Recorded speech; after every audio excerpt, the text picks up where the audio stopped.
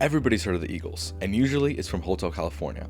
And for my whole life, that's all I knew them for. But I came upon this interview with Charles Bradley, and he said this. These guys saved my life.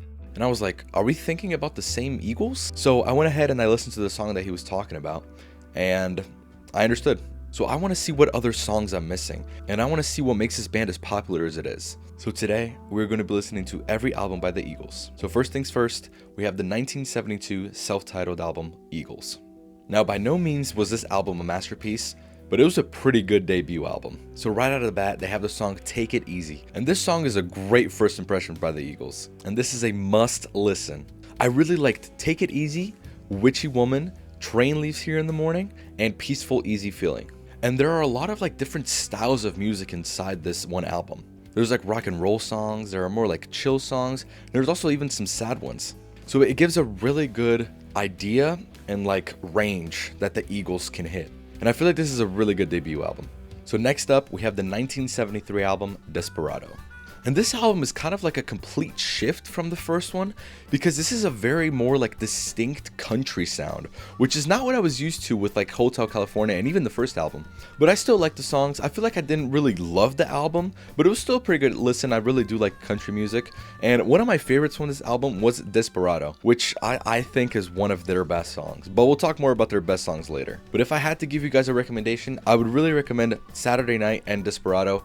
And as well, Tequila Sunrise. I know that's a very popular one, but quite frankly, I didn't love it. Because one of the things about the Eagles is that their songs have very different moods. So even though you may not like it right now, I feel like if you listen to it at another point, you might actually really enjoy it. Which makes them really tough to listen to, because their songs are so specific to a feeling, if that makes sense. But overall, it was a pretty good country album. And if you have not listened to Desperado, I'm begging you, please listen to it. It is one of their best songs. Anyway, on to their next album, the 1974 On the Border.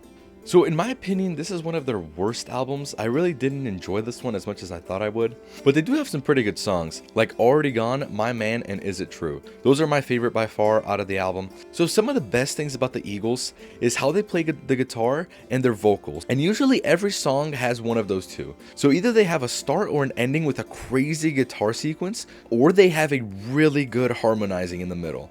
Every Eagles song that you listen to will pretty much have one of those two. And I feel like this album was really a transitional album from their more country side of things with Desperado to their next album in 1975, One of These Nights. And this is the album where I really think the Eagles shine. I think this is where they really find their footing. And the song that's in this album, Take It to the Limit, is actually the song that got me to listen to all of their music. If you have not listened to it yet, I would highly, highly recommend it. So some really good songs that I really think you guys should listen to is One of These Nights, Lying Eyes, I Wish You Peace, and Take It to the Limit. If you guys have not heard these 4 songs, please do. I'm not even joking, it'll probably change your life. And one of my favorite things to look for in an album is sort of an overlying narrative, right? Kind of like how Pink Floyd does it with The Dark Side of the Moon, and we'll review that album too in another video, trust me. But I feel like that story really makes an album 10 out of 10. And I think if you really look kind of deep, there is kind of an overlying story here in One of These Nights. And I think it's a tragic love story where a guy falls in love with a girl. So I think that makes it an even better album for me. And now we have the absolutely infamous 1976 album, Hotel California. And I think this album has one of the strongest starts ever with Hotel California.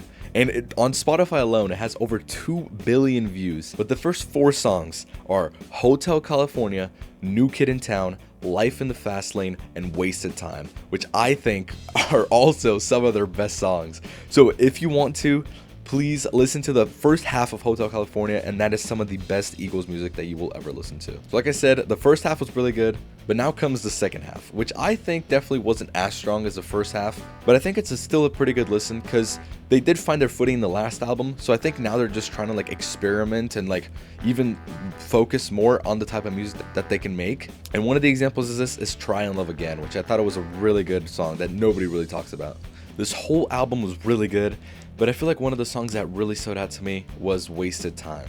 Because personally, I have this very tough struggle of how I want to spend my time. So usually I just think I'm wasting my time.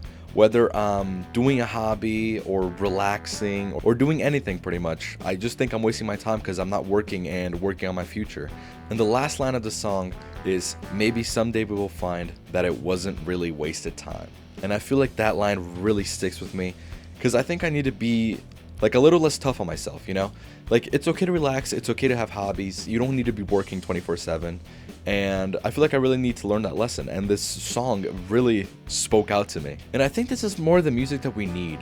This music that just like has these lyrics that like changes us, you know, and these like beats and these instruments that just make you feel, like, because that is what music is meant to do, you know? It's meant to make you feel something completely different. That's why we resort to music and we resort to movies and we resort to everything like that, because it is a way for us to feel things that we can't express with words. And maybe we can express them, but we just don't know how. So we resort to other people's music to kind of explain how we feel. And that is the perfect explanation to what this song does for me. And honestly, I want to know what kind of songs have changed your guys' lives, because I would love to listen to it too, and maybe it'll have an impact on me as well. And maybe we'll review some here too. But next up, we have the album The Long Run in 1979.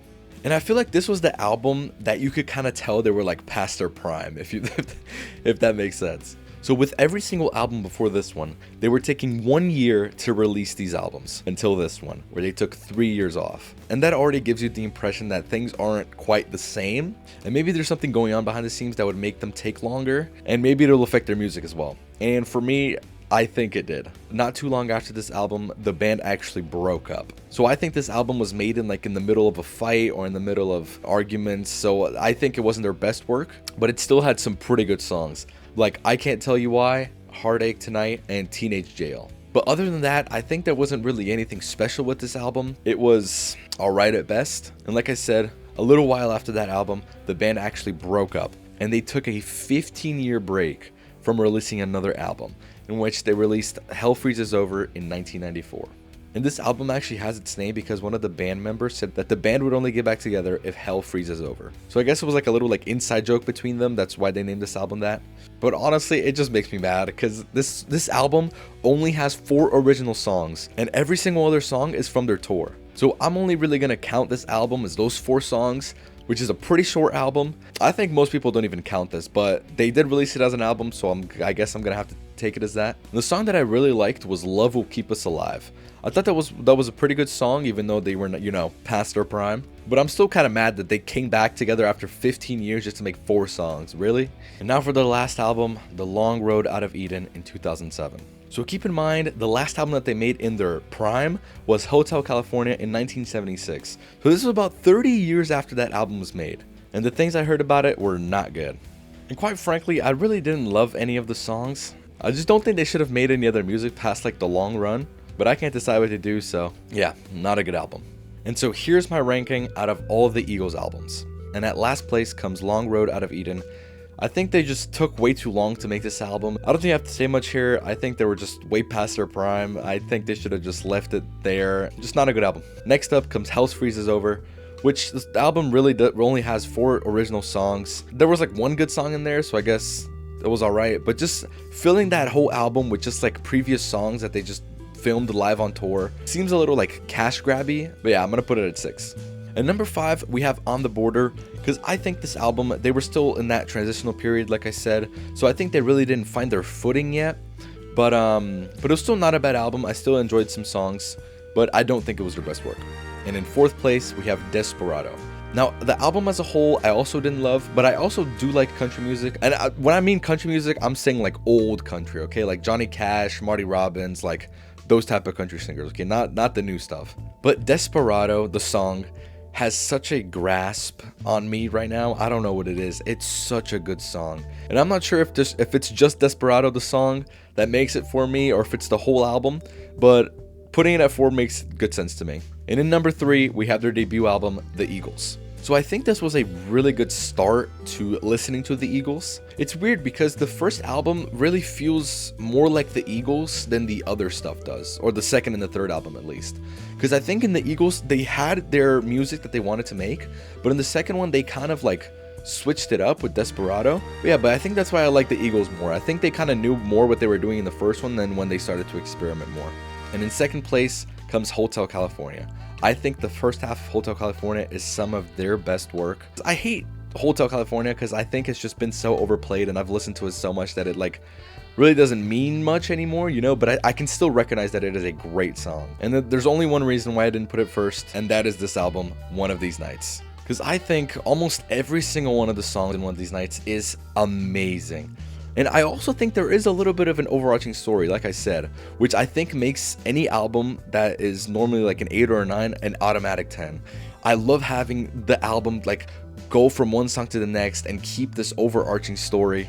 I love that so much, and I'm not sure if that's what they were trying to do, but I can kind of pick out and cherry pick some stuff, I guess. So I guess I do have a little bit of a bias, but the songs are so good. And the one song that actually brought me to listen to all of the Eagles, "Take It to the Limit," is I think probably their best song. And not just that song, but pretty much every single other song except "Journey of the Sorcerer," which I think it's just like a instrumental, which I really don't mind. I mean, I gotta hand it to them, the guy goes crazy on the banjo, but this is just not something that I would like regularly listen to, but it was still a pretty good song. And after listening to all of their albums, I'm gonna have to give the #1 spot to One of These Nights. So thank you guys so much for watching. So let me know what you guys think about my rating. Let me know if there was some song I missed that you guys really enjoy, or if there's another band that you guys want me to make a video on. But thank you guys so much for watching, and I'll see you guys next time. Bye bye.